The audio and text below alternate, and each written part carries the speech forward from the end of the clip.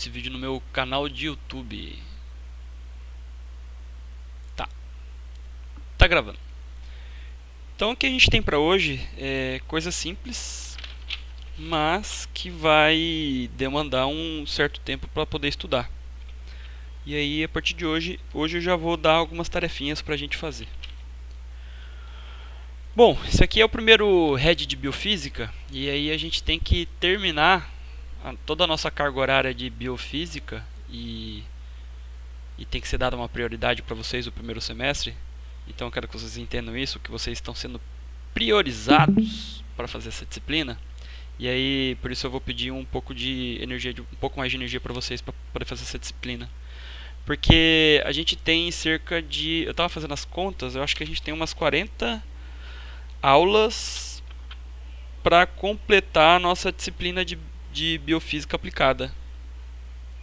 Não lembro, são 40 aulas. E aí isso dá em torno de 40 aulas, dá em torno de 30 e tantas horas. Então a gente vai ter que gastar umas cerca de 30 horas de biofísica, estudos de biofísica, né? 2 vezes por semana até por volta do dia 9 de outubro. E aí esse head de biofísica ele está começando um pouquinho mais atrasado. E esse primeiro head de biofísica ele vai sobrepor o segundo head de biofísica o segundo head de biofísica apenas por alguns dias. Então nosso head começa dia 20, o primeiro, e encerra dia 2, que dá exatamente 15 dias, 2 semanas.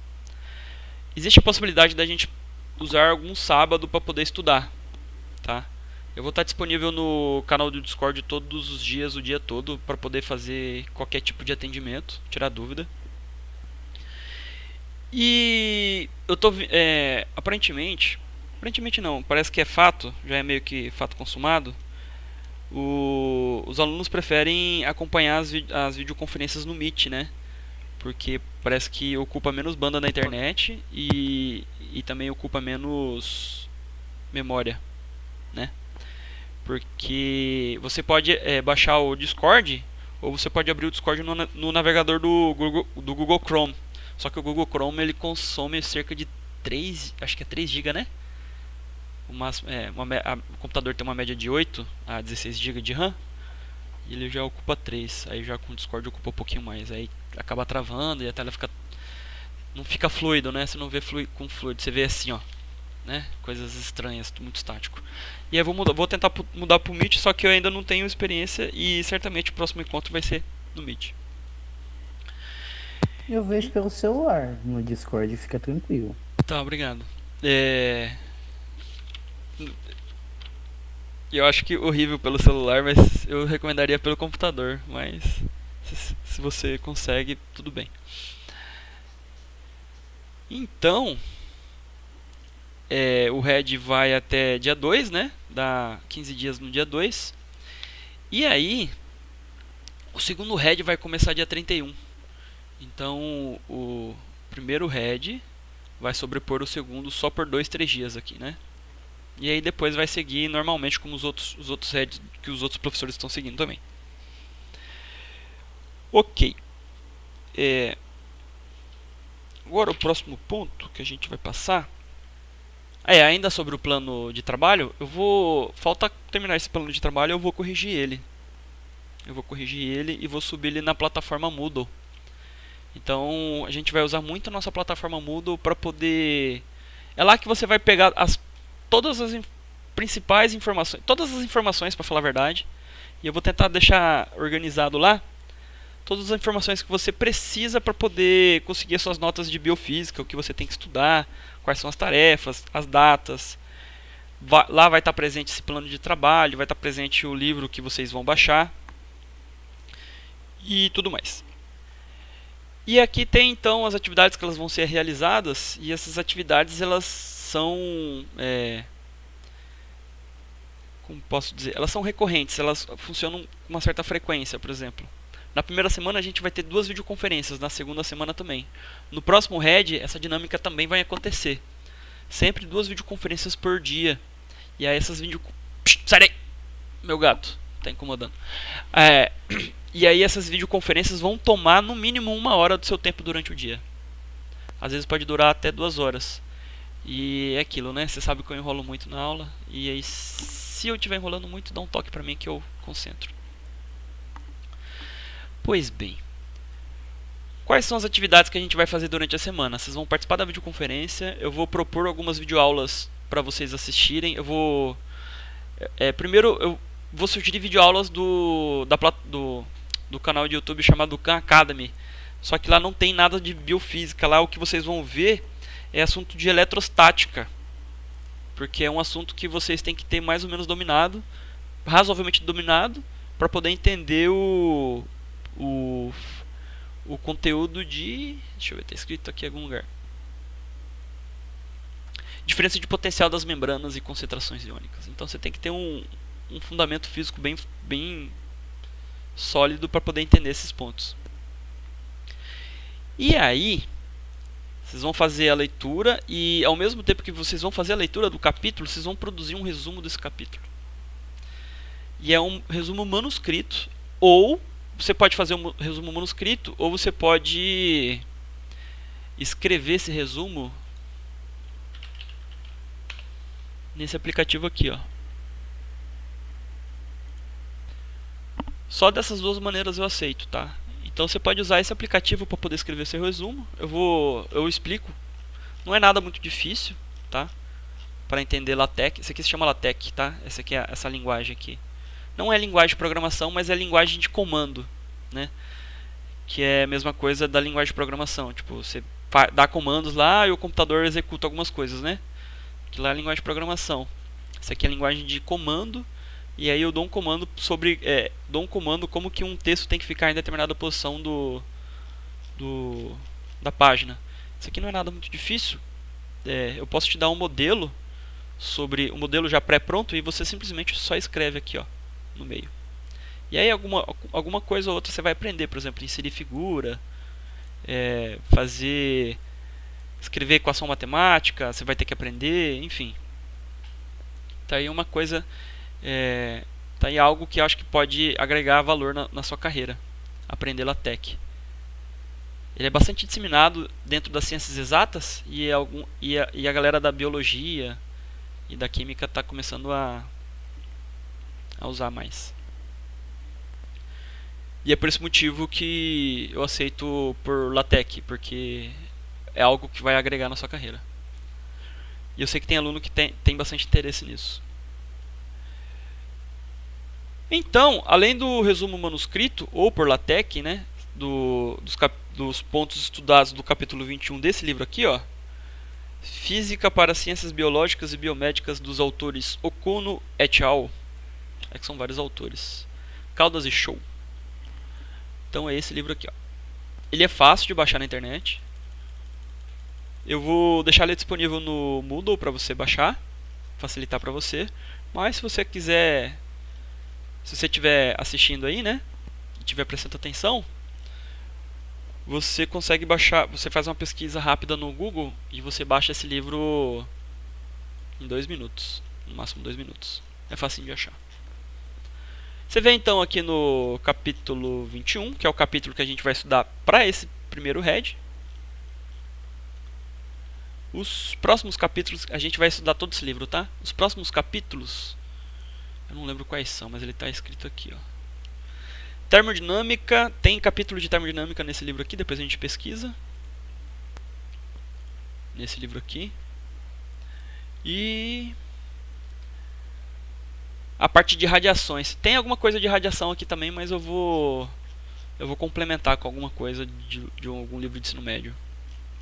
Que eu conheço alguns livros bons para isso.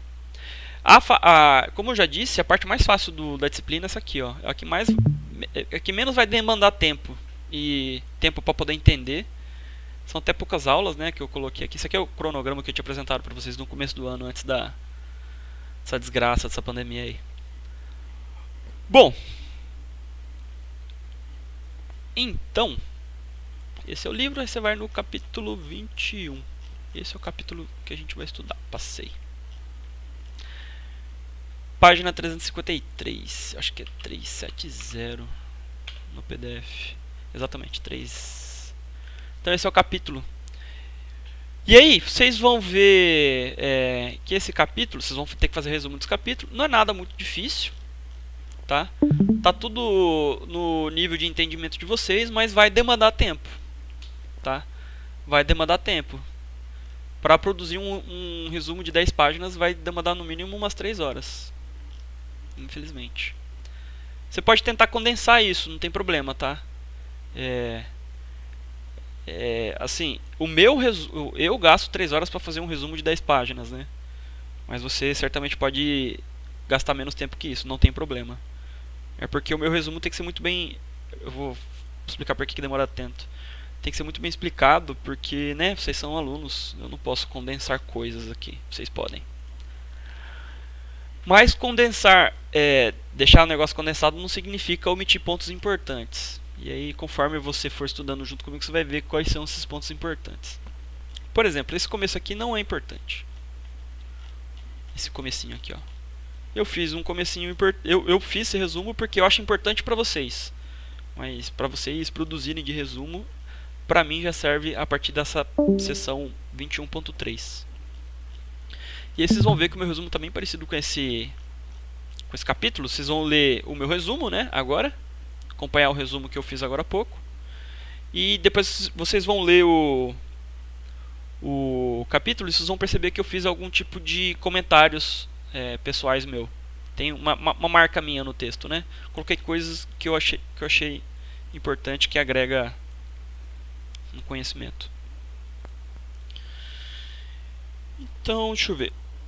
Vamos explicar a avaliação. A partir da segunda semana a gente vai estudar... Esses aqui são todos os pontos que a gente vai estudar, são todos dentro do capítulo 21. A gente vai estudar hoje até concentrações iônicas fora da célula. Não os detalhes disso, mas algo muito próximo disso. E segunda semana a gente vai para o equilíbrio de Donald, potencial de concentrações, etc, etc. Eu não tenho certeza se a gente vai cumprir todo esse cronograma, porque uma coisa que eu venho reparando é que o ritmo de estudo à distância é muito menor do que o ritmo de estudo presencial. Assim como vocês sofrem, certamente vocês estão sofrendo disso, né? A produtividade de vocês antes da pandemia era muito maior. E esse tipo de coisa também acontece com os nossos professores e todas as pessoas que estão fazendo home office. Tem gente que está curtindo pra caramba, mas tem gente que não. Então... Tá, a avaliação. Então eu já expliquei para vocês que vocês vão fazer uma avaliação e uma lista de exercícios. O resumo, apesar de você ter de gastar um tempo maior produzindo o resumo do que fazer a lista, os dois objetos que você vai produzir, eles têm pesos iguais na avaliação. Então, o resumo certamente você vai gastar muito mais, algumas horas a mais para produzir do que a lista. A lista, que é uma lista de exercícios, ela está no capítulo 21. Você já pode ir adiantando alguma coisa para você estudar. Essa lista eu vou disponibilizar ela amanhã. Essa é a minha tarefinha. Tá aqui no fim. Uma hora eu chego nela. Uma hora eu chego. Tá aqui. São esses exercícios aqui. E eu vou escolher certamente os mais fáceis, né? Por que eu vou escolher os mais fáceis? Porque eu vou ter que resolver eles. E resolver demanda tempo. E eu não tenho esse tempo. E eu já procurei o solucionário desse livro e não achei. Se alguém achar, por favor, compartilha com nós. Beleza? Então é isso. Se alguém achar, vai usar pra responder, professor. Usa pra responder, não tem problema, mas eu quero, ué. Eu passo. Porque se eu achar o solucionário, eu vou passar pra vocês. Por que vocês não podem fazer a gentileza pra mim, né? Então, tá aí. Mas eu andei vendo, não tem nada muito difícil não, tá? Fiquem tranquilos, não é nada muito diferente do que vocês viram no ensino médio. Então é uma lista de exercícios, desses exercícios aqui do capítulo 21 e o resumo do capítulo 21. Não é todo o capítulo que você vai estudar, vai ser algo mais em torno das minhas notas de estudo. Porque eu vou selecionar as coisas, os pontos que eu vou achar mais importante. Bom, quais são os pontos assim que eu acho que eu vou ficar muito, muito, muito, muito feliz se a gente conseguir estudar e ver o máximo de detalhes possível em torno desse ponto? Este aqui, ó. Deixa eu ver. Diferença de potencial nas membranas das células e sua origem e concentrações iônicas da célula e difusão. Por que eu vou ficar muito feliz? Porque aqui vão envolver cálculos de diferenciação, a famigerada derivada. Então, vocês já vão ter o contato com a derivada comigo, não vai ser com o professor Daniel. Mas o contato que vocês vão ter de derivada comigo não é nada muito difícil, eu prometo para vocês. Se cair uma derivada difícil de calcular, eu já vou pôr o resultado para vocês. Já vou falar assim, ó, essa derivada vale isso, tá? Ou então eu vou dar pelo menos a ferramenta matemática muito simples que você vai usar para poder calcular uma derivada. E aí eu vou explicar brevemente também o que é uma derivada. É um operador matemático. E é isso. Então, não produzi slide, só consegui produzir essas notas de estudo que eu fiz hoje à tarde. Eu acho que a dinâmica vai ser mais ou menos essa. Não acho que seja muito diferente dos slides, e até porque eu estou fazendo com essa intenção, né, das minhas notas de estudo serem algo muito próximo de slides. E aí eu escrevo da maneira mais explicativa possível. Quem fala comigo? Pera aí.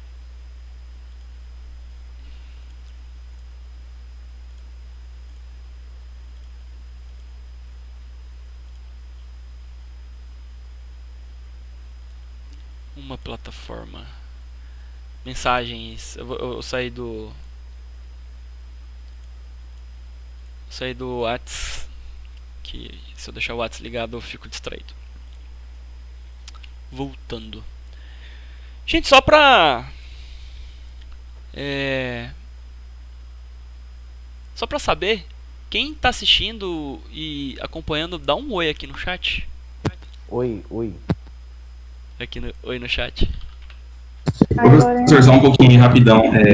Eu não peguei a parte do começo, eu vou fazer um resumo de 10 páginas do capítulo 21, isso? Não, é um resumo das 10 páginas do capítulo 21. Como é, perdão? Também não, nenhum dos dois. O resumo é o seguinte. Quando eu falei 10 páginas, significa que eu fiz cerca de 3... eu fiz um resumo de 10 páginas em cerca de 3 horas. Ah, sim. Certamente o resumo vai dar mais de 10 páginas, manuscrito ou escrito em LaTeX. Eu acho que gasta menos energia escrevendo LaTeX. É claro, se você já souber LaTeX, né? Que é uma linguagem de comando para produzir arquivos. Depois eu mostro. Eu gravei e vou subir esse vídeo na internet. Aí você vai ver. Que eu mostrei antes de você chegar. E aí, o meu resumo demanda muito mais tempo e é muito mais extenso porque eu estou fazendo ele muito mais detalhado para que ele sirva para vocês, entendeu? Já o resumo que vocês vão produzir, ele pode ser mais condensado. Você não precisa colocar tantos detalhes tanto quanto eu estou colocando, entendeu?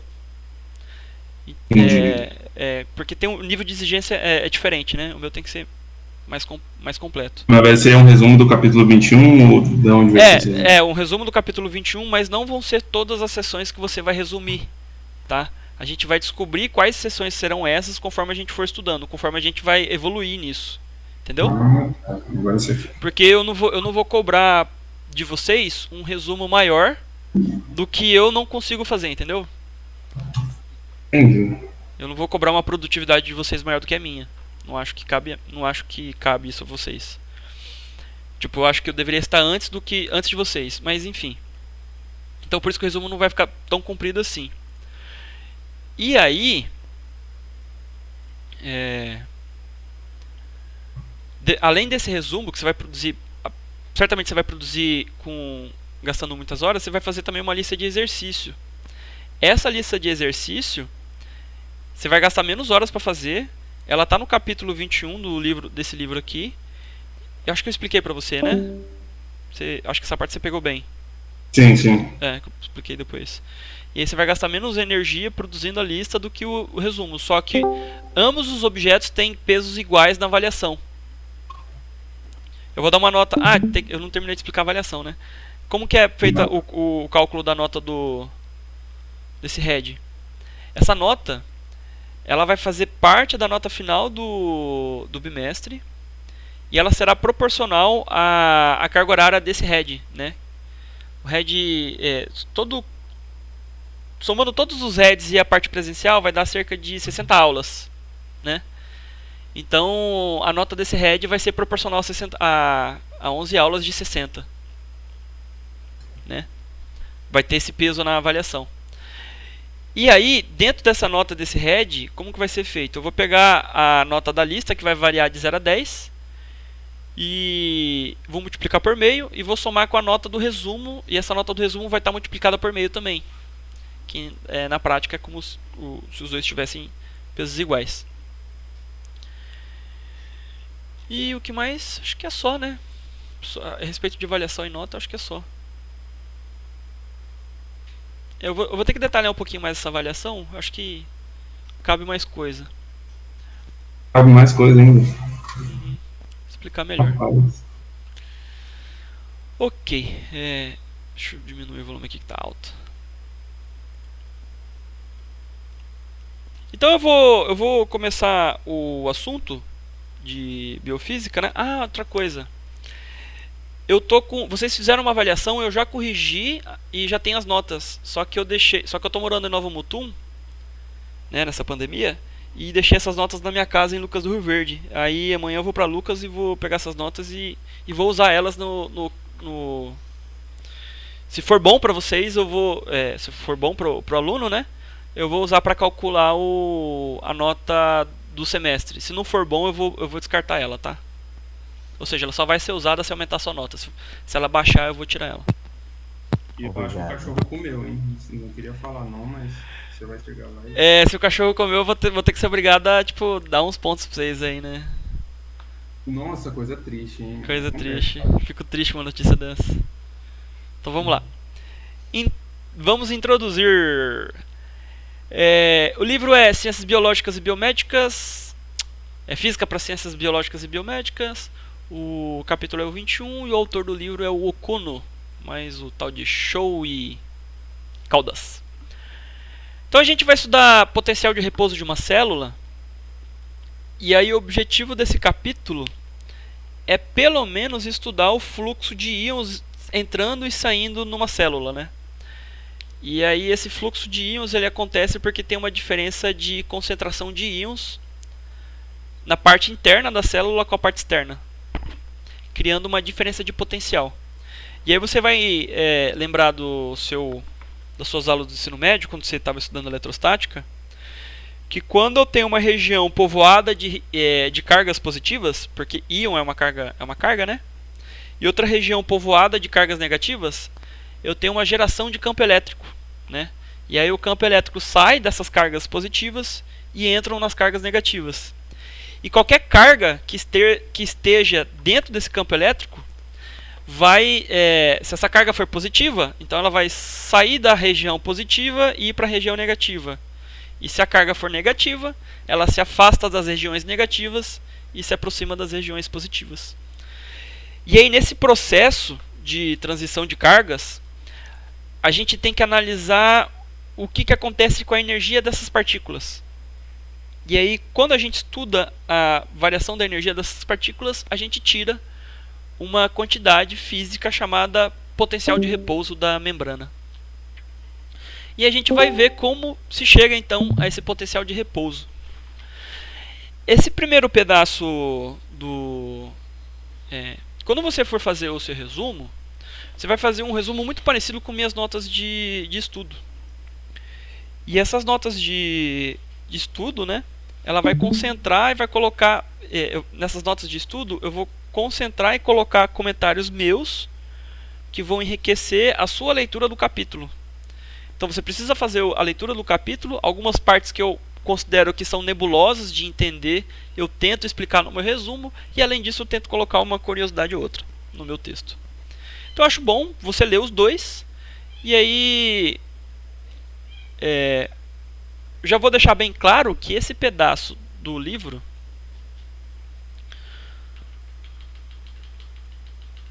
vou chegar nela, peraí. Eu vou chegar nela, vou chegar. Tô chegando. Esse pedaço do livro, seção 21.1, seção 21.2, não são necessárias de serem resumidas. Aqui no potencial de repouso é onde começa o seu resumo. Beleza? E é por isso que eu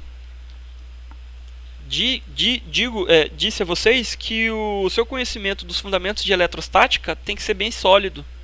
Porque para você entender potencial de repouso, você tem que entender esses pontos aqui.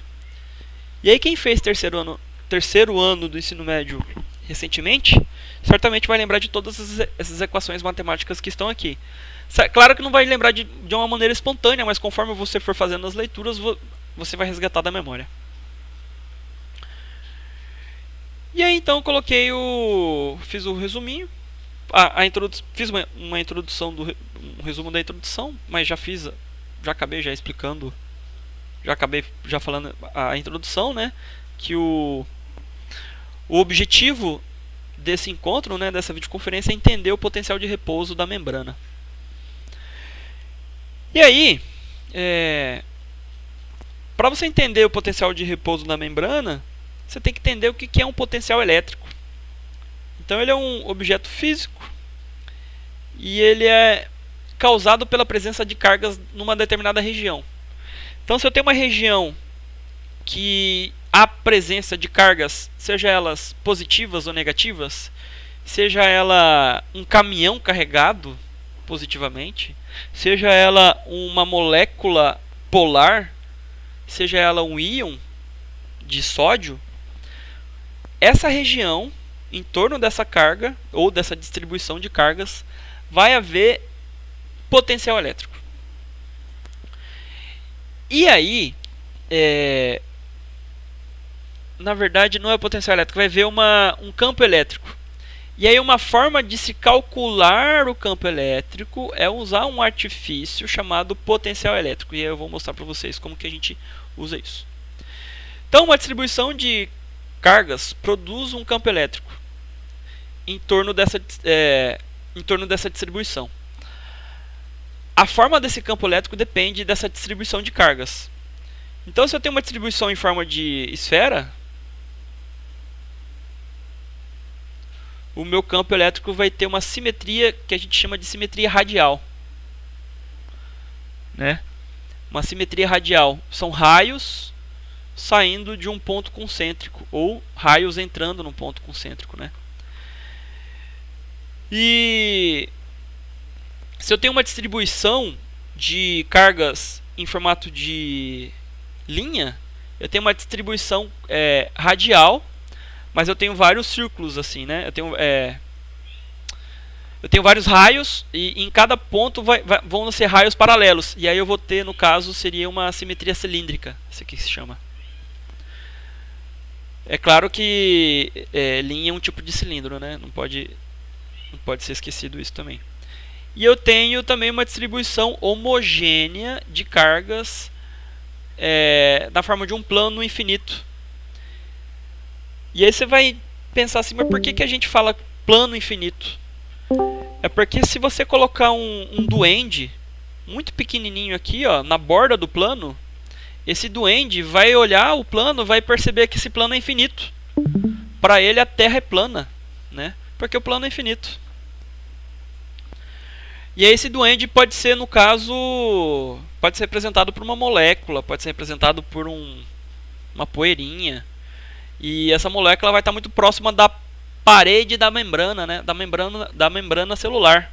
Então uma molécula muito pequenininha, um átomo muito pequenininho, ele observa, ele entende, né? Ele, da perspectiva dele, a membrana é um plano infinito, um plano mesmo, retinho, infinito. E eu estou pegando muito no pé disso porque é esse tipo de exemplo que a gente vai usar nos nossos exercícios,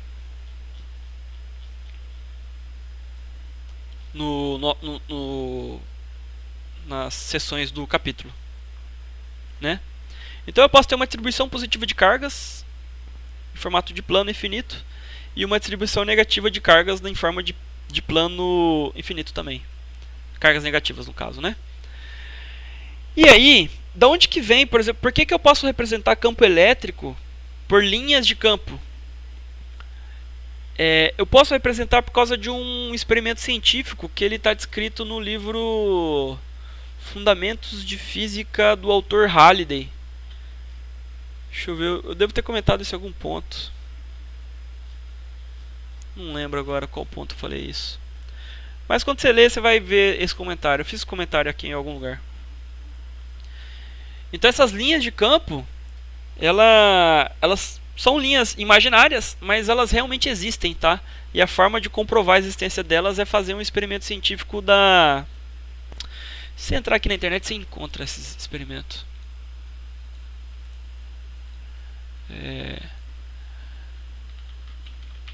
Escreve experimento de física, linhas de campo elétrico. E aí vai aparecer para você, ó, rapidão aqui aparece. Então o experimento aqui mostra como que funciona as linhas de campo elétrico. Belezinha. Vai dormir. Quem está falando comigo? É aluno de outra sala. Tem que trabalhar, Mid-Dark. Tem que trabalhar. E aí... Beleza. E aí, uma coisa que tem que ficar bem clara para vocês é que é convencionado, todos os cientistas combinaram que as linhas de campo elétrico, elas saem da carga positiva e entram na carga negativa. E aí se eu coloco uma carguinha muito pequenininha aqui, uma carguinha positiva muito pequenininha, ela vai ser empurrada para a carga negativa. E quando ela for empurrada, ela vai seguir a trajetória das linhas de campo. Beleza?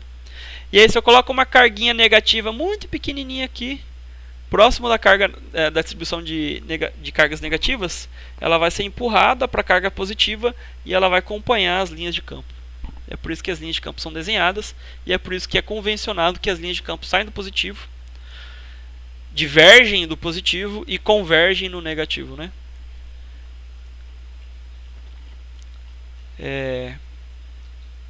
Isso aqui se chama fonte, outra forma de dizer também, isso aqui é fonte sumidouro.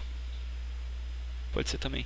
E é por isso que as linhas de campo elétrico saem do plano positivo. E as linhas de campo elétrico entram no plano negativo.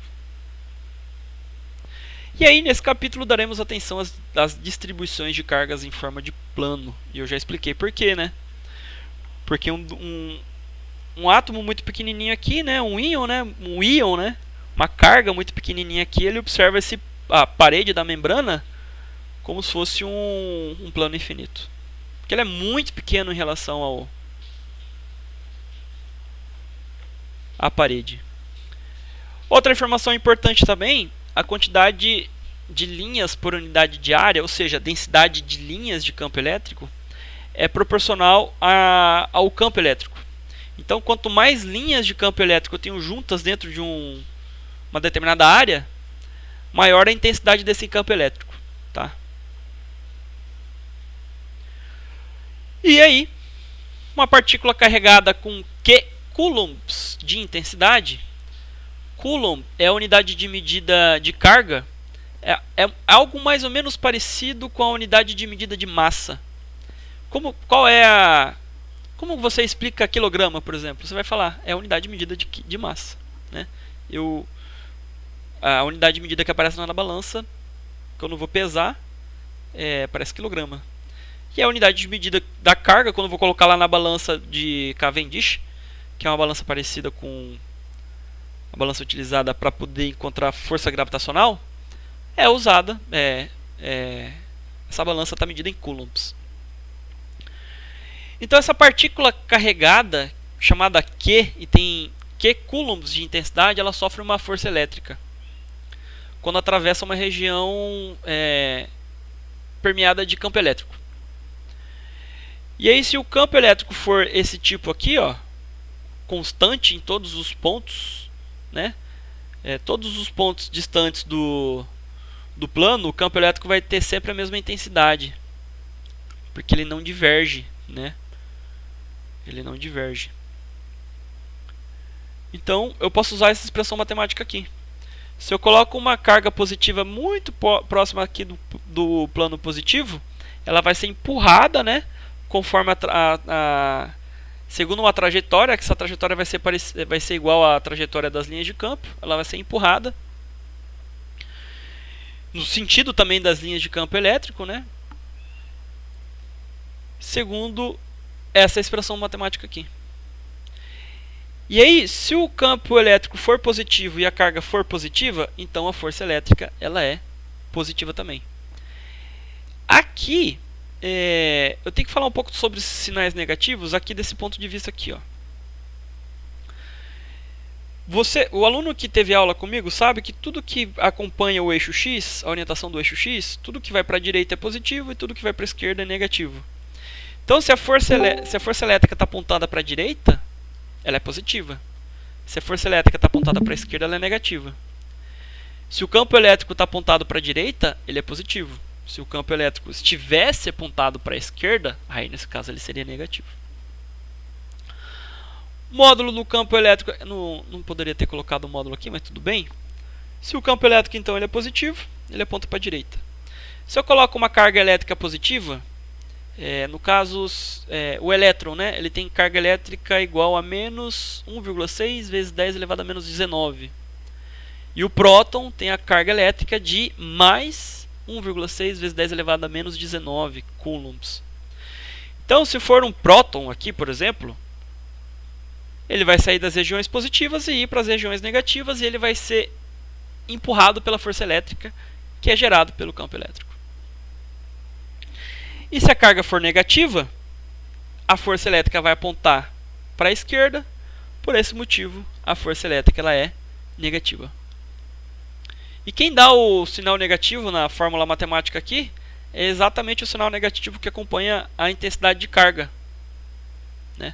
Porque se eu colocar uma carga negativa aqui e um campo elétrico positivo, vai dar força elétrica negativa. Significa então que o sentido da força elétrica é o contrário ao sentido do campo elétrico. Olha só, sentido da força elétrica indo para a esquerda é o contrário do sentido do campo elétrico indo para a direita. O que eu expliquei aqui em cima, o que está escrito aqui é o que eu já expliquei aqui em cima. E aí eu faço algumas observações, né, que eu já fiz também, só reforçando. Vetores que apontam para a direita são positivos, vetores que apontam para a esquerda são negativos, na direção horizontal. Vetores que apontam para cima são positivos, vetores que apontam para baixo são negativos, na direção vertical. Segunda observação, já fiz também essa observação. Quando eu falo carga negativa, você tem que colocar o sinal negativo na quantidade dessa carga negativa. Se essa carga negativa for o elétron, então a carga negativa do elétron é menos 1,6 vezes 10 elevado a menos 19 coulombs. E se a carga for positiva, por exemplo, se a carga for um próton, então a carga do próton é igual a 1,6 vezes 10 elevado a menos 19 coulombs. E a menor quantidade de carga elétrica possível é 1,6 vezes 10 elevado a menos 19. Não existe metade de E, só existe E. Não existe 3/4 de E. Não existe 3 meios, não existe 1,5 E. Existe sempre 1E, 2E, 3E. Tá? Isso é mecânica quântica. Isso aqui, né? No caso.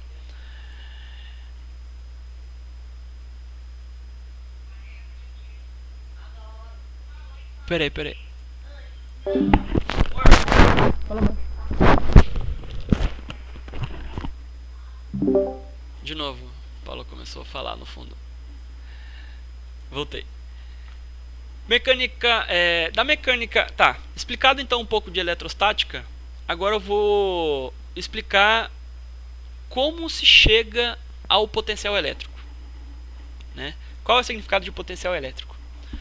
Eu ainda vou colocar. Tem uma informação que me fugiu, que eu não coloquei nessa nota, mas que eu vou colocar quando terminar essa aula. Depois eu vou até anotar aqui que eu vou falar no final. Informação. Info conceitual importante sobre potencial elétrico deve ser explicado.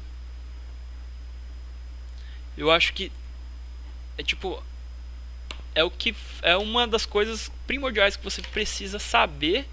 É uma perspectiva que você precisa ter para poder entender potencial elétrico. Então, quando eu terminar de falar sobre potencial elétrico, ou eventualmente, conforme eu for explicando ele, eu vou falar essa informação conceitual muito importante. Então, para chegar lá, a gente começa com a ideia de trabalho.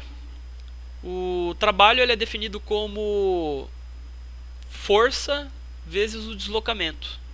Ele é um objeto matemático e ele tem um significado conceitual muito importante. O trabalho realizado pela força F sobre uma partícula durante um determinado deslocamento dessa partícula é uma informação muito importante.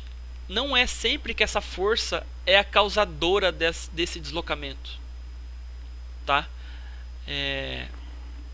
Às vezes a força pode estar apontada no sentido contrário ao deslocamento.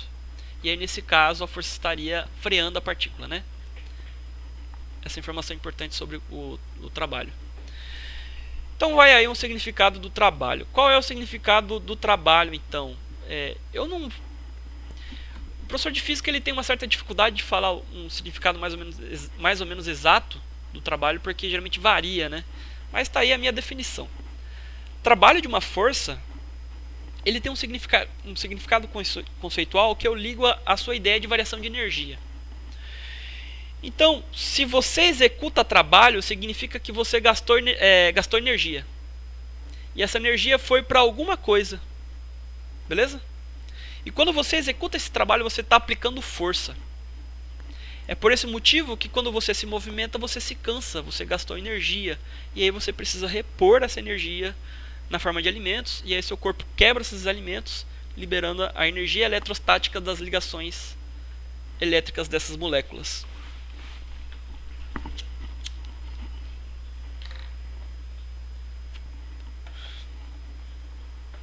Bom, então, de uma maneira mais simples possível, se eu tenho uma partícula se movimentando, percorrendo uma determinada distância, praticando um determinado deslocamento D, e sobre essa partícula tem uma força atuando na direção desse deslocamento, então isso produz uma variação na sua energia cinética. Porque para pensar, se eu tenho uma determinada velocidade no começo do deslocamento e eu fui empurrado durante esse deslocamento, ao final desse deslocamento eu vou ter uma velocidade maior. Ou então, se eu estou percorrendo na banguela durante um determinado deslocamento e tem alguma coisa me freando, por exemplo, o freio do meu carro, então existe uma força contrária ao meu deslocamento, então a velocidade que eu tinha no começo do deslocamento vai ser maior do que a velocidade que eu vou ter ao final do deslocamento, porque eu estou sendo freado. E aí, existe um tipo de energia que a gente chama de energia cinética que está associado ao seu movimento. Essa energia se chama energia cinética e ela é representada pela letra K. A letra K é utilizada, você percebeu que W significa work, que é trabalho em português, e o K significa cinética em português. Em inglês ele é escrito por kinetic. É diferente. Enquanto a gente escreve por letra C, lá nos Estados Unidos no lugar do C eles colocam a letra K, aí fica kinetic. Eu não sou bom de inglês, eu estou falando, claro, de uma maneira bastante aportuguesada, e é exatamente o mesmo nome do aparelho lá do Xbox. Bom, então o trabalho produz uma variação na energia cinética dessa partícula. Se o trabalho ocorreu no mesmo sentido do deslocamento, então a força empurrou essa partícula, a velocidade da partícula aumenta, então a energia cinética dela aumenta. Então a variação de energia cinética na partícula vai ser positiva. Você entende? E aí, para você ver os detalhes do que é energia cinética, de onde vem essa energia cinética, você vai ter que ler o livro, volume 1, do livro Fundamentos de Física do autor Halliday, que está disponível na biblioteca do campus, e também você, com 2 minutos de pesquisa no Google, você acha para baixar. E aí, variação de energia cinética é simplesmente a energia cinética final menos a energia cinética inicial. E como que eu calculo a energia cinética? Eu uso essa expressão matemática aqui, ó. É a massa da partícula vezes a velocidade que ela tem naquele momento, elevado ao quadrado, e esse produto dividido por 2. E ela está associada à velocidade da partícula. Então, quanto mais veloz ela for, maior a sua parcela da sua energia cinética. Essa variação aqui pode ser negativa? Pode. Quando que acontece isso? Quando ela perde energia cinética. Ela perde energia cinética quando a sua velocidade diminui. Ela diminui de velocidade quando ela é freada. Quem freia? Uma força. Ou seja, aí a força, em vez de estar colocando energia na forma energia cinética, está tirando energia da forma energia cinética. E aí, energia, ele tem um conceito físico extremamente forte, sólido. Existe uma lei científica, uma lei natural, que é uma das leis mais poderosas da ciência. Quando eu digo poderosa, significa que a gente não consegue enxergar nenhuma situação que essa lei falha. É uma lei assim, é um fundamento da natureza, que é a conservação da energia e da massa, que foi descrita por Lavoisier. A variação de energia total de um sistema isolado é nula, né? Então, como que funciona essa energia total? O que a gente chama de energia total, do ponto de vista da energia mecânica, a gente chama de energia mecânica.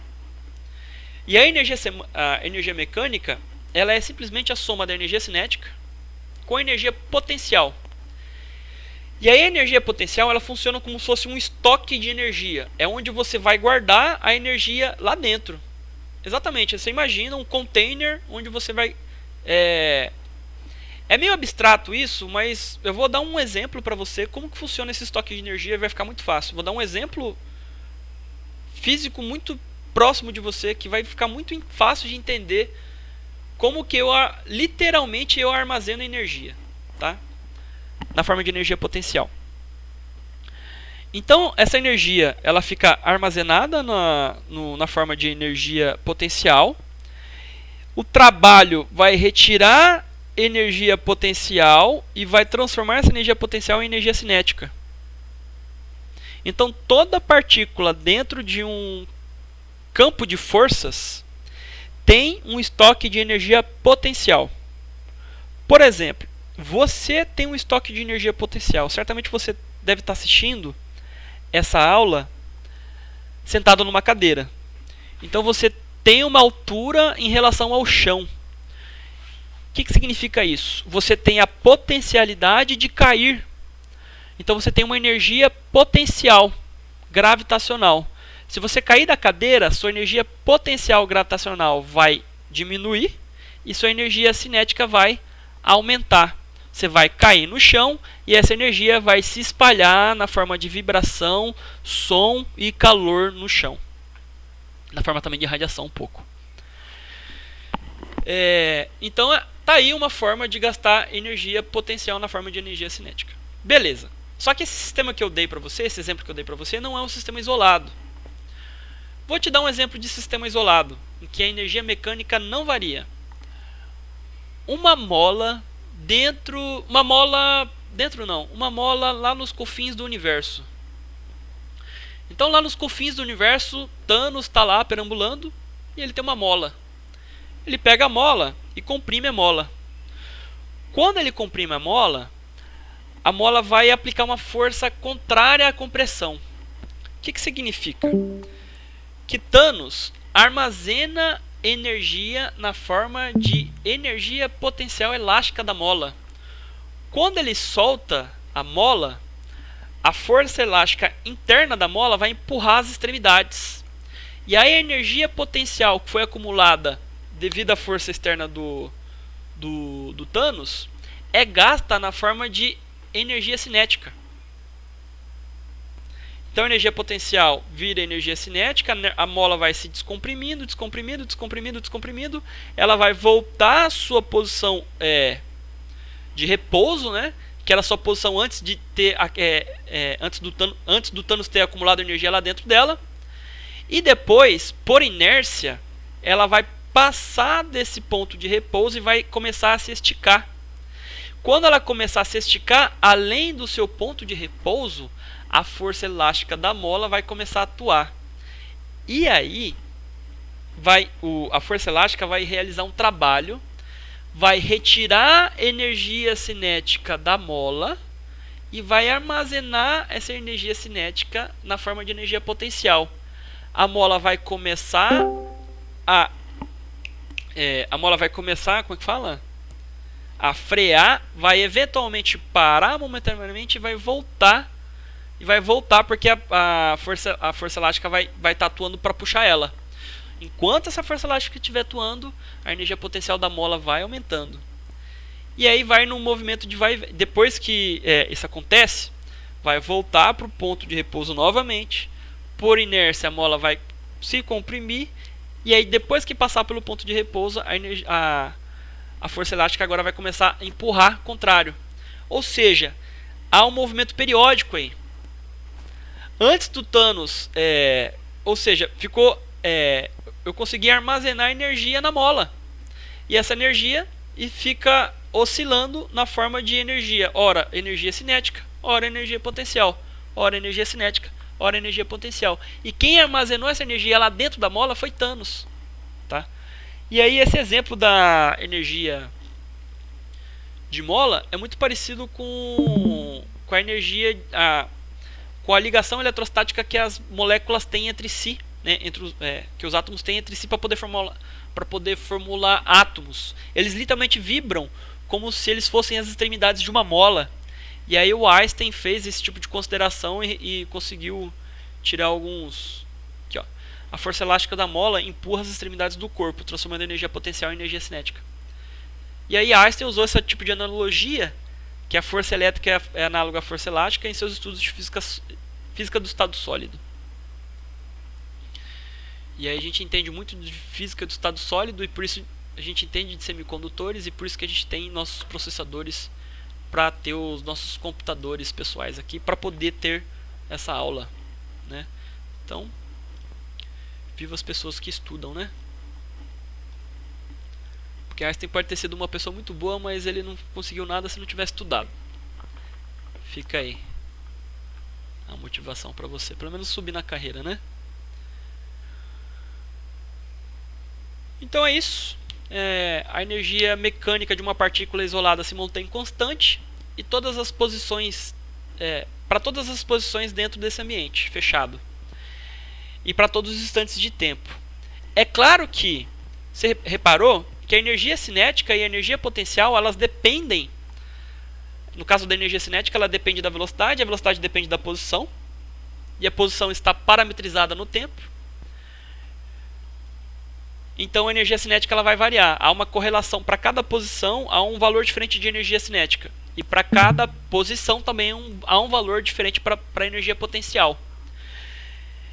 Então, conforme você vai andando dentro desse espaço, a energia cinética e a energia potencial vai variando, mas a partícula, se eu somar a parcela da energia cinética com a parcela da energia potencial, essa soma é constante, apesar dessas parcelas variarem. A energia cinética varia conforme a velocidade e a velocidade está parametrizada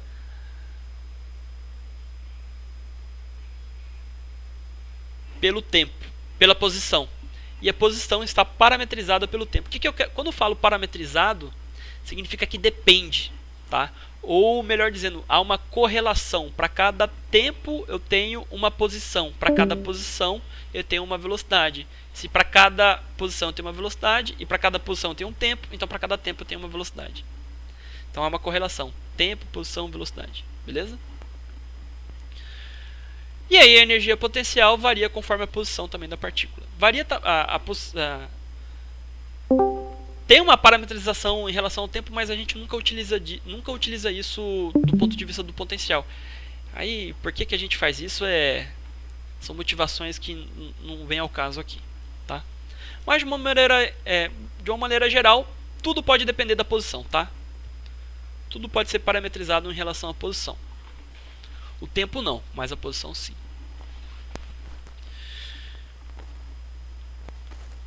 Energia cinética e potencial varia conforme a posição da partícula, mas a soma permanece constante. Beleza, tá.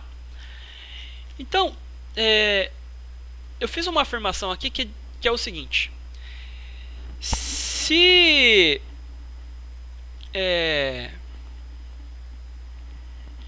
quando eu realizo o trabalho eu produzo uma variação positiva da energia cinética, significa que eu tirei uma energia de um estoque e coloquei na forma de energia cinética. Ou seja, se entra uma quantidade ΔK de energia cinética, significa que uma quantidade negativa saiu do estoque de energia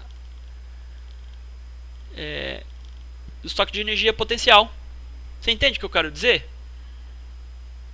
Olha só. Se variou positivamente ΔK de energia, significa que variou negativamente ΔU de energia potencial. Né? Porque exatamente, não pode ser, tipo, se saiu 3 joules de energia do estoque de energia potencial, tem que entrar 3 joules de energia na cinética, né? E se a cinética ganhou 3 joules de energia, esses 3 joules de energia é positivo. E se a energia potencial perdeu 3 joules de energia, então significa que esses 3 joules é negativo, é menos 3 joules, né? Então uma variação positiva no trabalho significa uma variação negativa. Uma variação positiva na energia cinética significa uma variação negativa na energia potencial. Olha só. Se ΔK é igual a W e menos ΔU é igual a W, então ΔK é igual a menos ΔU. Menos ΔU, ΔU está subtraindo de um lado da equação, ela vai passar para o outro lado, somando. E aí, do lado que ela sai, vai ficar zero. Ou então você pode pensar assim, ó. Soma ΔU desse lado e ΔU desse lado. Aqui desse lado vai ficar então ΔK, ΔU. E aí do outro lado é menos ΔU mais ΔU, que é igual a zero. Ou seja, se K mais U é igual a... se a energia cinética mais a energia potencial é igual a energia mecânica, então a variação da energia cinética mais a variação da energia potencial é a variação da energia mecânica. E se essa soma aqui é igual a zero, então a variação da energia mecânica é igual a zero. E aí a energia mecânica se conserva, tal como preconiza a lei de Lavoisier da química e biologia, né? Que é bastante citado dentro da disciplina de química. Essa é a versão da lei de Lavoisier, a versão física da lei de Lavoisier. Uma coisa muito importante, você reparou que eu falei energia potencial gravitacional, eu falei da energia potencial elástica, falei da energia potencial eletrostática. Existe também energia potencial química, energia potencial magnética e outros tipos de energia potencial também. O que a gente vai estudar aqui é a energia potencial eletrostática. Beleza? Então, você vê, agora que a gente entende como que funciona o trabalho, energia potencial, energia cinética, energia mecânica, você vai ver que se eu coloco uma carga positiva na posição x0, aleatória, foi abandonada lá, o campo elétrico que está em torno dela vai empurrar essa carga elétrica para as regiões negativas, com uma força elétrica. Ou seja, o campo elétrico vai realizar um trabalho. O trabalho, então, é dado pela força vezes o deslocamento. Né? Isso que é verdadeiro porque a força está na mesma direção da carga.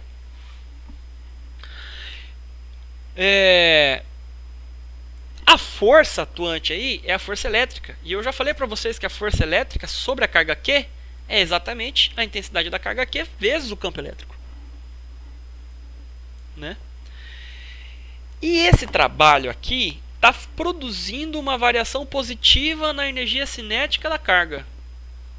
Logo, está produzindo uma variação negativa na sua energia potencial. Ou seja, a energia potencial que a partícula tem aqui na posição inicial é maior do que a energia potencial que ela vai ter aqui na sua posição final. Ela tende a diminuir a sua energia potencial. Né? Ela tende a diminuir. Na verdade, essa é uma das leis gerais da física também, tão poderosa quanto a lei de conservação de energia. As coisas sempre tendem a assumir o menor estado de energia possível.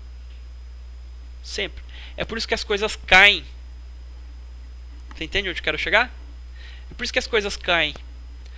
Porque ela tende a diminuir, é uma lei natural que as coisas tendem a diminuir a sua energia potencial e dissipar essa energia. E aí quando as coisas caem, né, ela cai e dissipa essa energia. E dissipa essa energia na forma de vibração, de ondas de infravermelho, que mais? Essencialmente é só isso mesmo, né?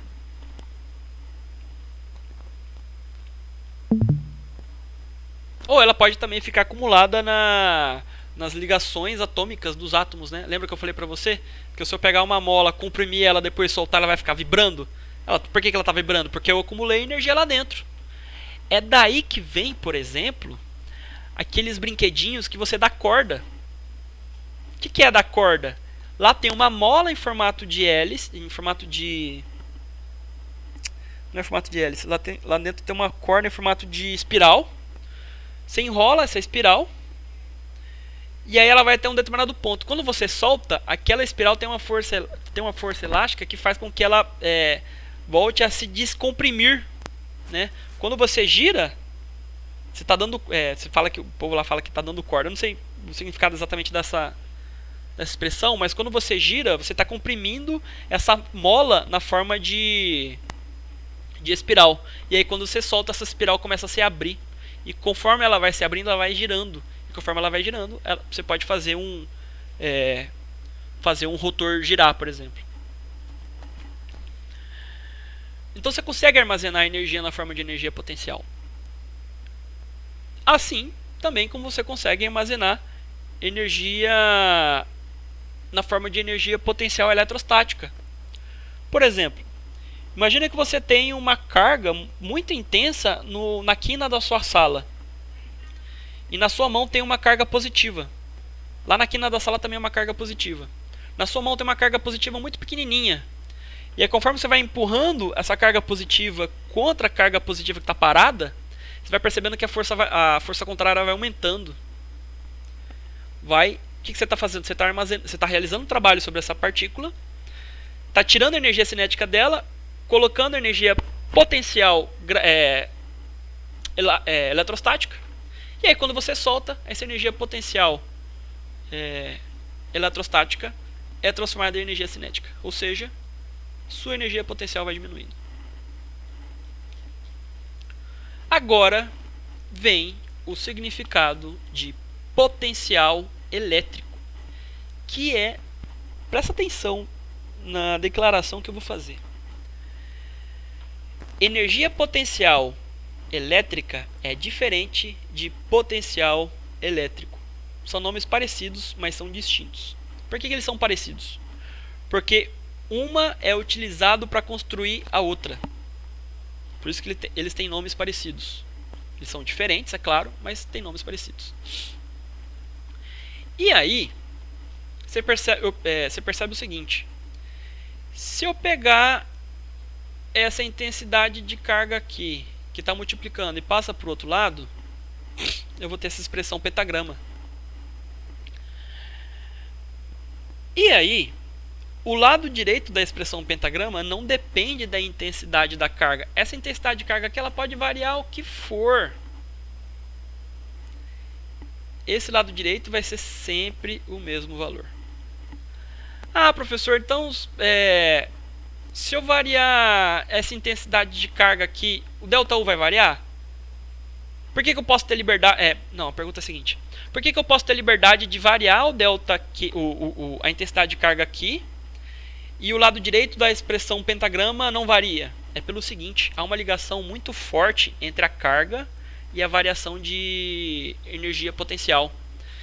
Se eu vario, se eu coloco o dobro de carga aqui, o dobro de energia potencial dessa carga também vai variar. E você percebe aqui, ó, é um experimento científico. Tem um experimento científico que mostra isso. Por exemplo, se eu coloco o dobro de carga aqui, fica o dobro de ΔU aqui, entendeu? Novamente, os detalhes dessas contas ficam lá no livro do Halliday. Então, dividir a carga pela metade, a energia potencial também vai ser dividida pela metade. Então, não importa o múltiplo que eu colocar aqui, acompanhando a intensidade de carga, esse múltiplo também vai ter que vir acompanhando essa intensidade, essa variação de energia potencial. E aí, um múltiplo 3 aqui em cima, múltiplo 3 aqui embaixo, 3 dividido por 3 é 1. Então, posso variar a quantidade de carga aqui o que for, que esse valor aqui vai permanecer constante. E aí, esse que é o pulo do gato. Porque agora, essa diferença então aqui, ela não vai mais depender, da intensidade da carga. Ela vai depender agora só da distância e da intensidade do... vou renomear isso aqui, né? Então, o lado esquerdo vai depender só da intensidade do campo elétrico e da distância e do deslocamento percorrido pela carga aqui. Só isso. E aí, essa razão aqui da energia potencial dividida pela carga é chamado de diferença de potencial elétrico entre os pontos separados por uma distância ΔX, que é o deslocamento que essa carga Q produz, né? Ou sofre. Então, olha só. Isso aqui é diferença de potencial elétrico. E isso aqui é variação da energia potencial elétrica. Então, a diferença de um termo para o outro, né, é que aqui aparece o termo energia, aqui não aparece, né? Eu uso a diferença de energia potencial para poder construir a diferença de potencial elétrico. Beleza? Ok. Já que é assim, diferença de potencial elétrico depende da intensidade do campo elétrico e do deslocamento. Então, ΔX está multiplicando, passo para o outro lado dividindo. E aí essa expressão eu posso muito bem aplicar em todas as situações que eu tiver um plano. Então, um plano aqui, um plano positivo aqui e um plano negativo. Entre esses planos vai se gerar um campo elétrico constante. Então, o que eu faço? Se eu sei quanto que vale o potencial elétrico na posição x0 e sei quanto que vale o potencial elétrico na posição x, faço um menos o outro e depois multiplico isso e depois divido isso pela distância, né, entre esses pontos que eu estou considerando esse potencial, eu consigo então calcular o campo elétrico. Beleza? Então eu consigo medir o potencial elétrico nessa posição, faço um menos o outro, divido pelo essa distância e dá o deslocamento ΔX, né? Essa expressão aqui ela é geral, tá? E aí vem a parte da derivada. Do jeito que eu coloquei aqui, eu espero do fundo do coração que não tenha muita dificuldade pro avançar da disciplina, pelo menos pro avançar desse head, tá? Eu acho que tudo o que você precisa para saber de derivada para aplicar dentro desse head está dentro dessa observação aqui, ó. Tudo que você precisa está aqui. E eu vou explicar. Beleza? Então, digamos que aqui o campo elétrico ele é uniforme, né? Mas digamos que o campo elétrico ele não é uniforme, ele é radial. Ele tem uma forma de raios. Ele sai de um ponto em forma de raios.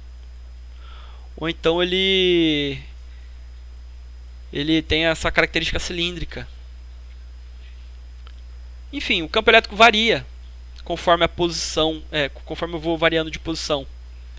Essa equação ela é verdadeira? Ela é verdadeira, mas essa divisão agora, se acontecer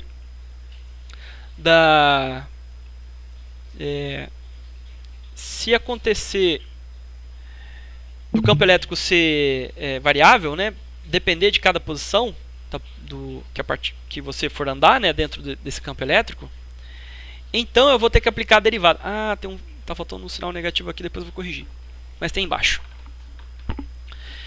Então eu aplico, né, uma operação de limite, né, a definição de derivada aqui, para saber qual é o valor exato do campo elétrico naquele determinado ponto específico X. Né? Naquele ponto X específico. E aí o que eu preciso saber? Eu preciso saber, já que o campo elétrico ele varia de ponto a ponto, então o potencial elétrico também vai variar de ponto a ponto. Né? E aí eu vou ter uma função matemática que vai descrever a intensidade desse potencial elétrico para cada posição X que eu estiver estudando. E aí eu vou aplicar o operador derivada em cima dessa função matemática. Então esse Vx aqui, ele é uma função matemática. Aquelas funções matemáticas que você está aprendendo com o Daniel. Função quadrática, função afim, função logarítmica, função exponencial. Para cada uma dessas funções tem uma regrinha de calcular a derivada.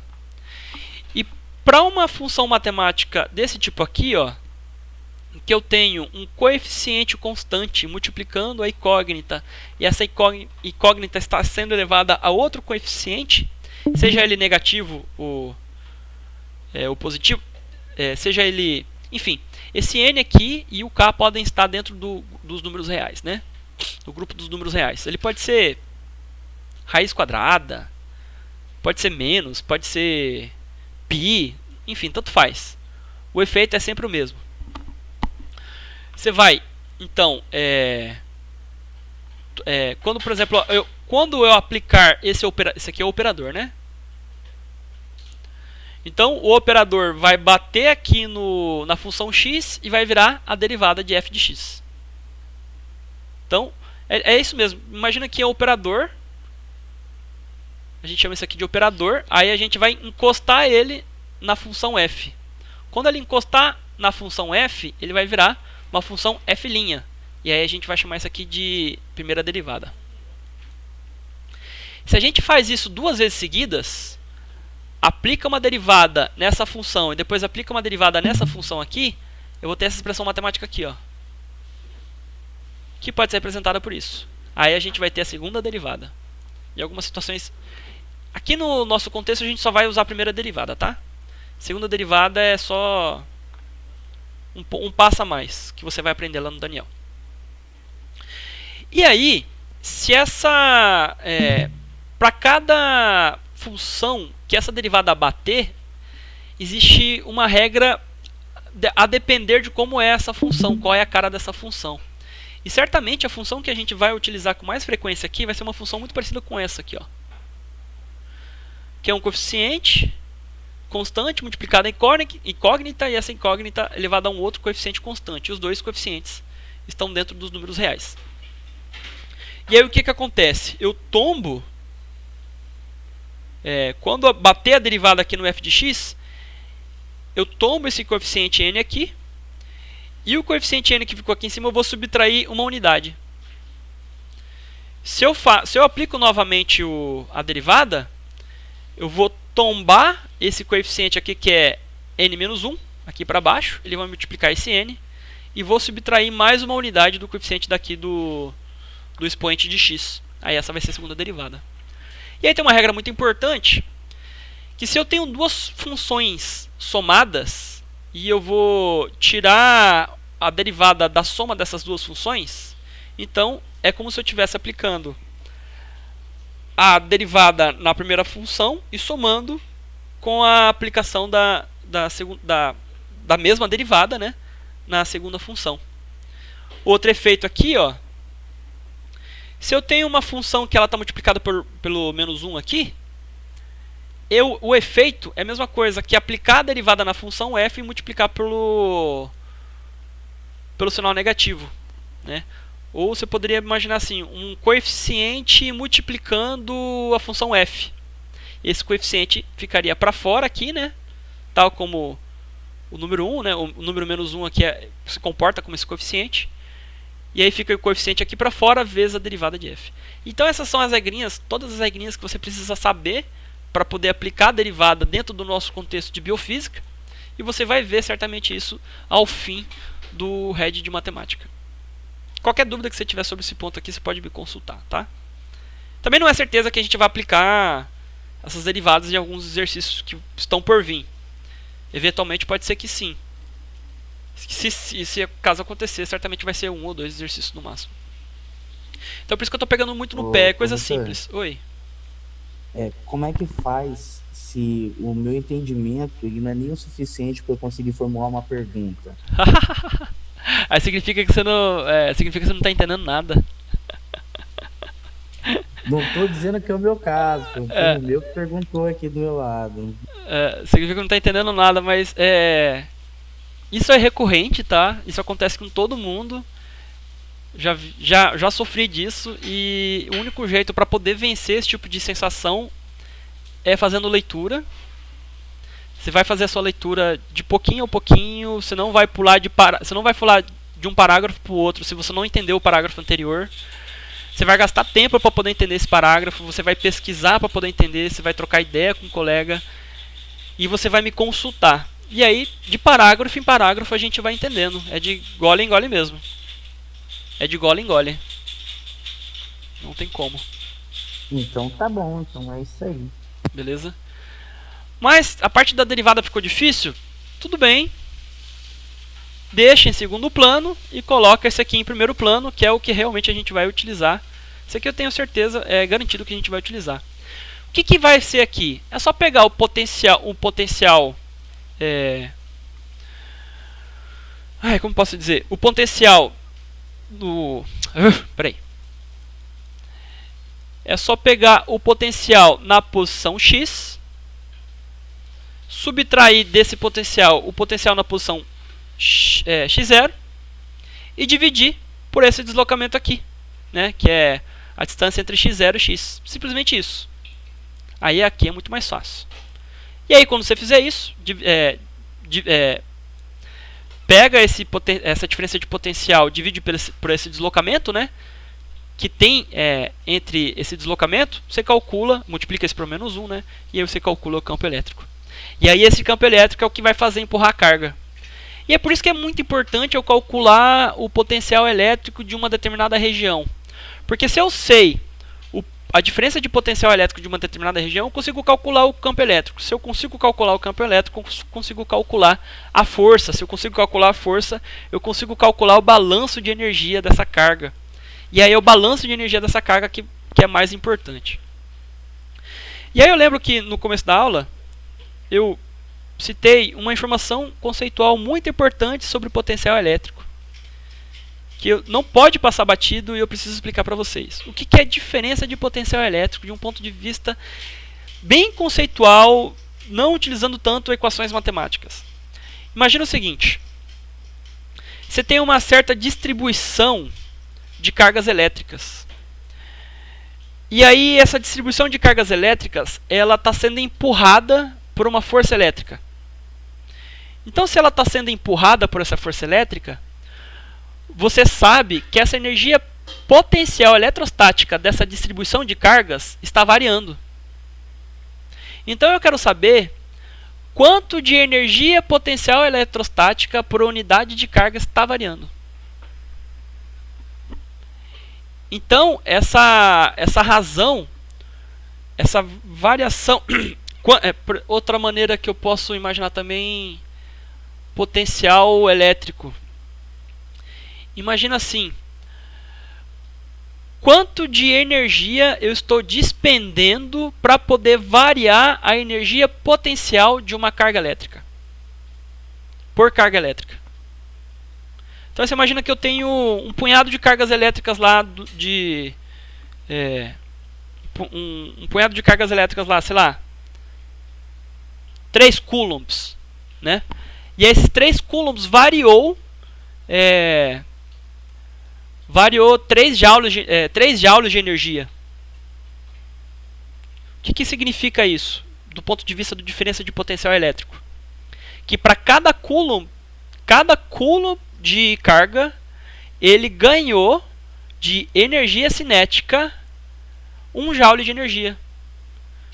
Então, houve um acréscimo de 1 joule de energia para cada coulomb de carga na sua energia cinética. Ou de outra maneira, se houve um ganho de 1 joule de energia na energia cinética, então houve uma perda de 1 joule de energia da sua energia potencial. Né? Então, se houve perda da energia potencial, se eu dividir isso pela carga, então significa que cada coulomb de carga perdeu 1 joule de energia do seu estoque de energia potencial elétrica. E esse 1 joule de energia para cada coulomb de carga, né, foi para energia cinética.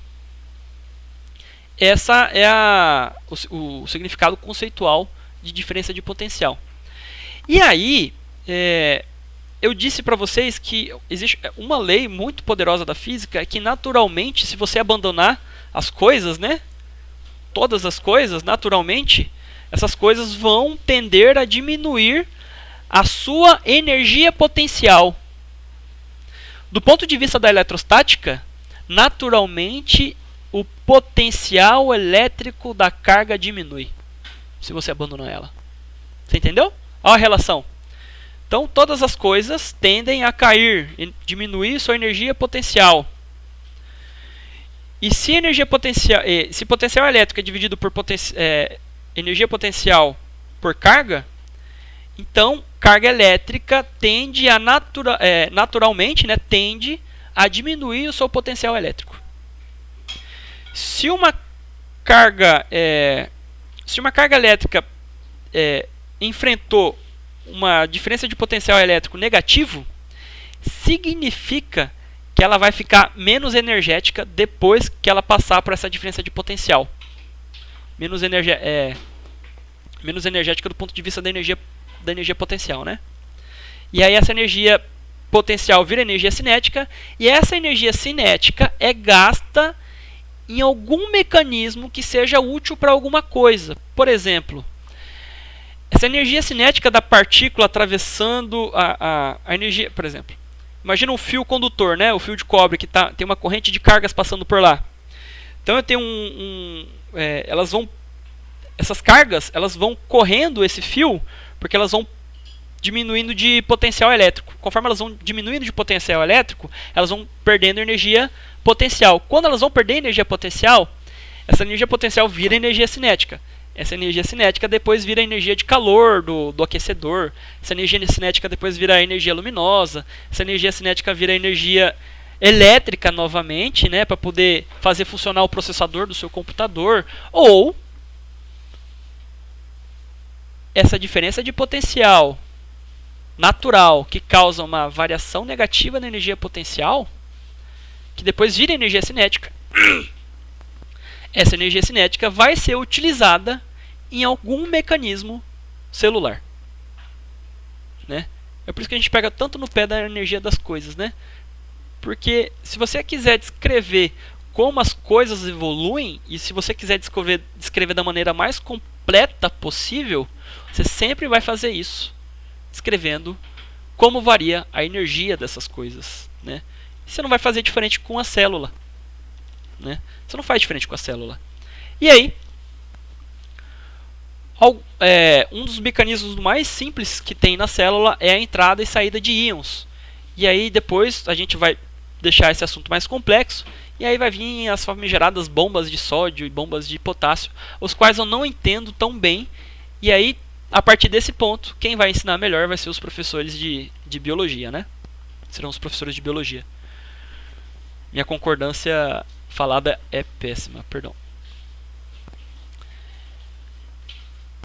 Beleza, então vamos aplicar a ideia de potencial elétrico para célula, né? Ah, outra coisa.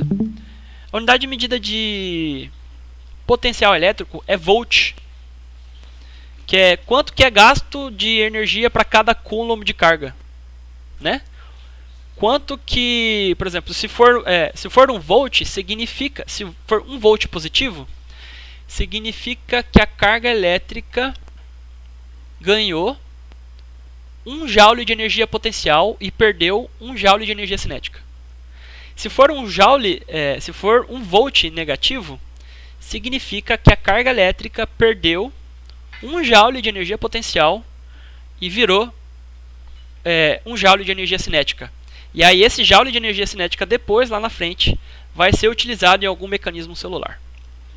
Ou da nossa tecnologia, vai ser utilizada para funcionar televisão, ar-condicionado, máquinas de refrigeração, enfim. E aí, então, para aplicar a ideia de potencial para células, né? Eu preciso explicar, então, como que é, mais ou menos... Preciso dar preciso contextualizar como que é a ideia da diferença de potencial da célula, dentro da célula e fora da célula.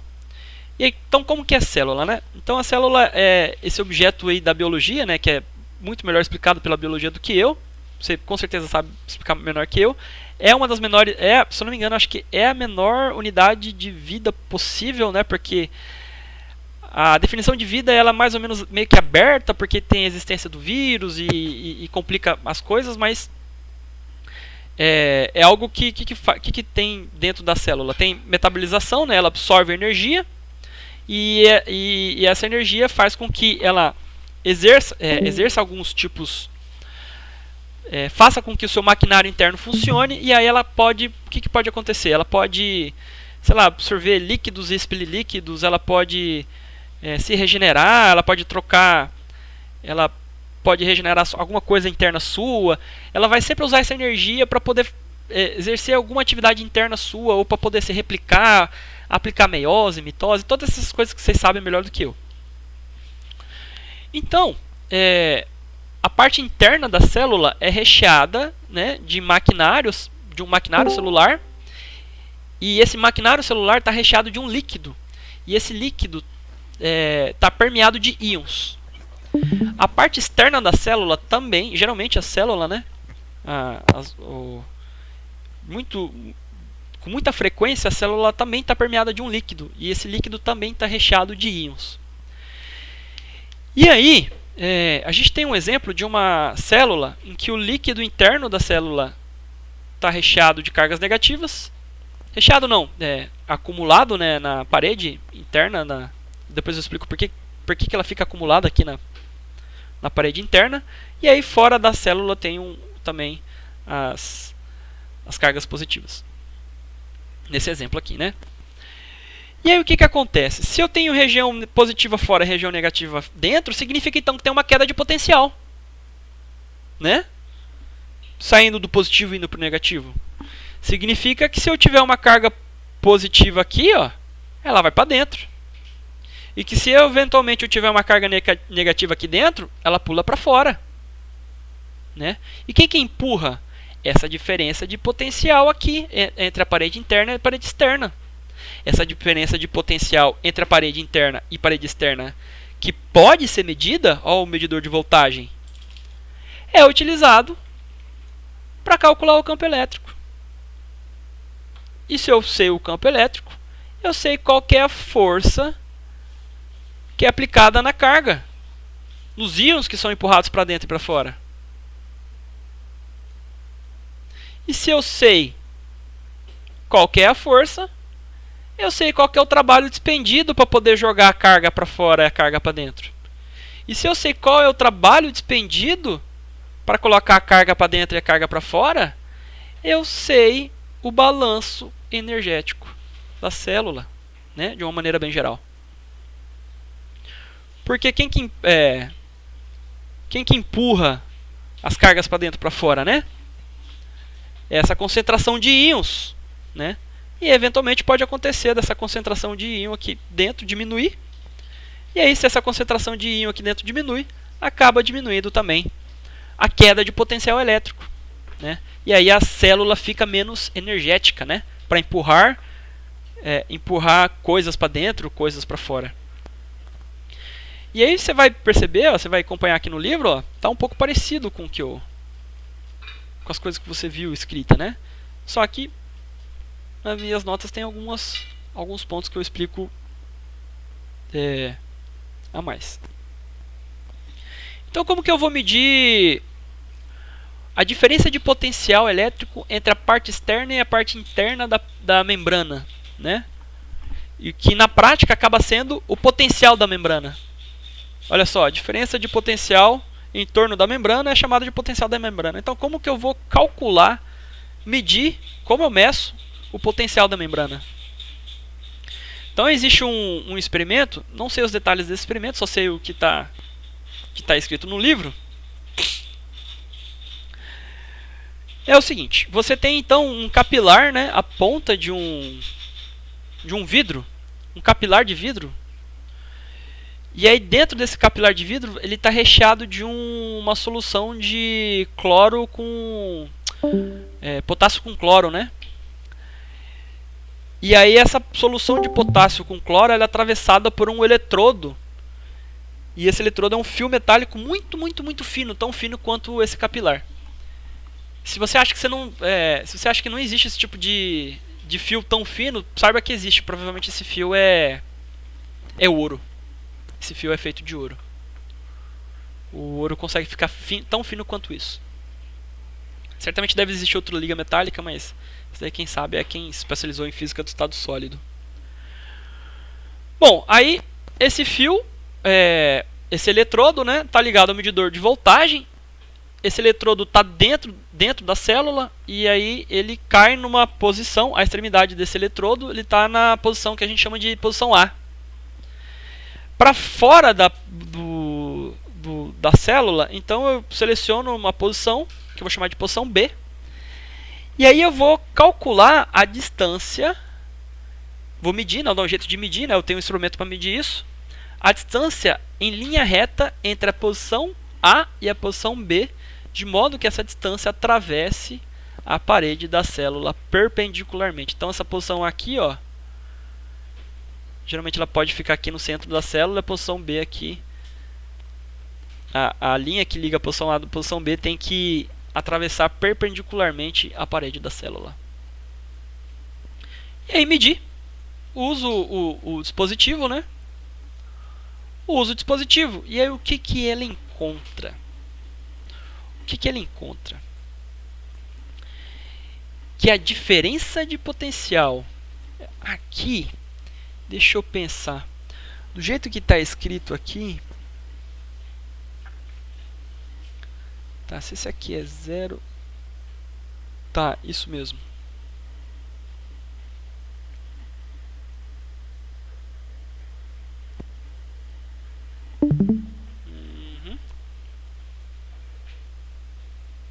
Tá. Então você percebe o seguinte, que aqui na posição x0, o potencial elétrico vale menos 70 milivolts.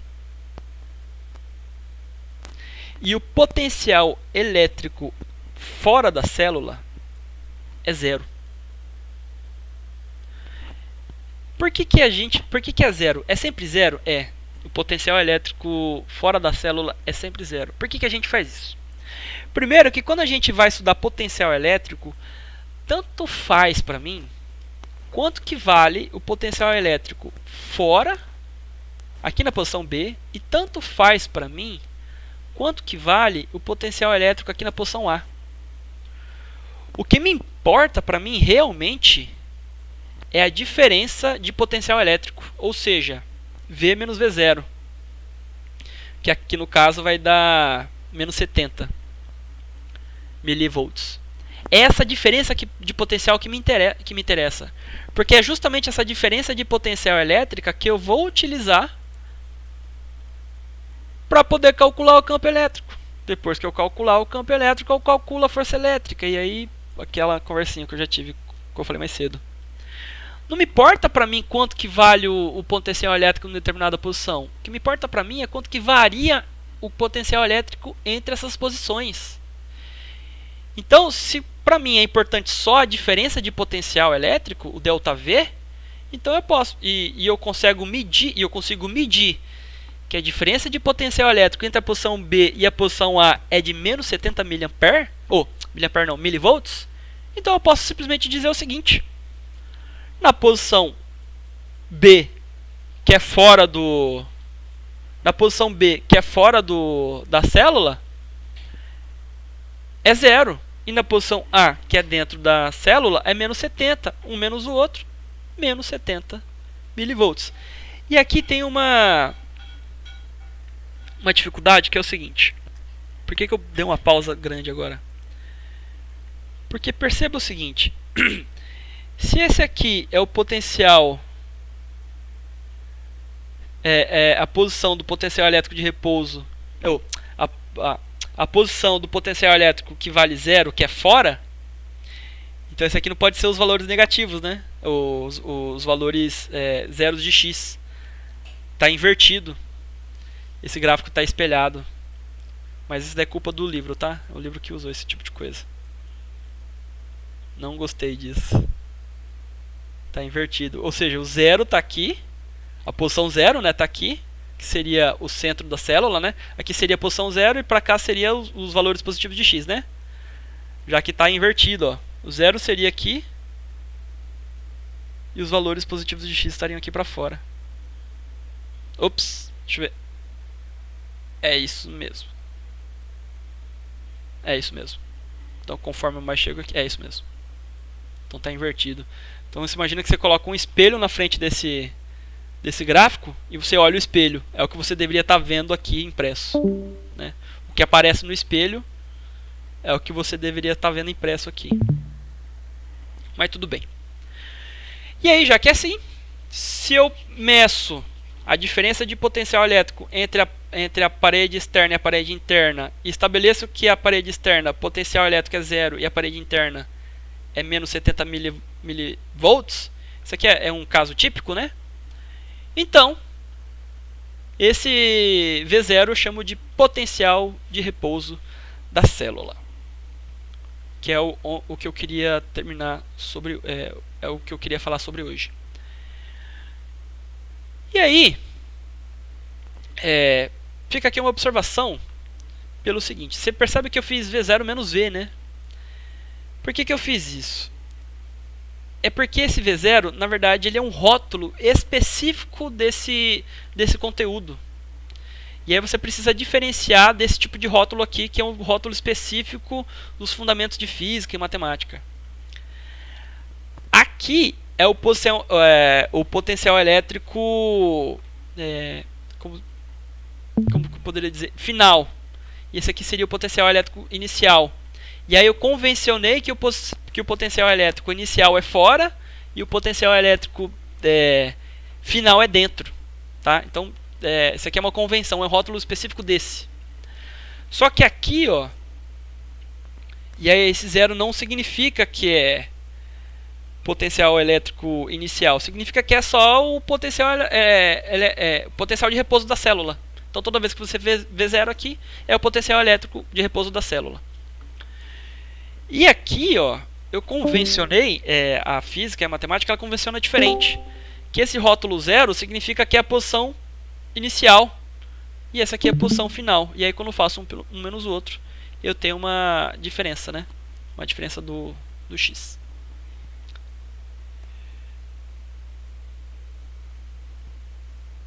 onde x era uma quantidade inicial e x uma quantidade final. No caso da anotação acima, a premissa também é verdadeira, mas V0 é rotulado por potencial de repouso e não significa potencial inicial. Então é isso aí. A produção do resumo e da lista, esses dois objetos eles são concomitantes. Eu marquei no cronograma aqui, eu vou fazer um cronograma mais específico, mas eu marquei que nossa próxima videoconferência vai ser dia 24 de agosto, que vai ser segunda-feira que vem. A gente começou por volta das 19h30, não, começou por volta das 19h40 e encerramos por volta das 21h20. Eu pretendia que essa videoconferência fosse menos extensa, mas não consegui. Desculpa, é muita coisa. E muito obrigado para quem compareceu e está encerrado.